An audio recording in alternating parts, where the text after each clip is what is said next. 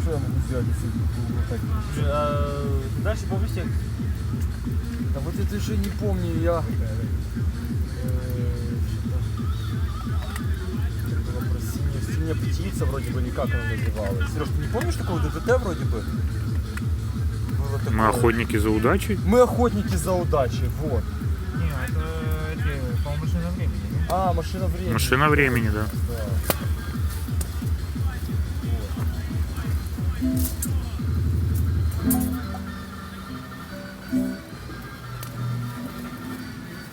Синяя птица, это же да, синяя птица. Вот. Ты не слышал оригинал? Я?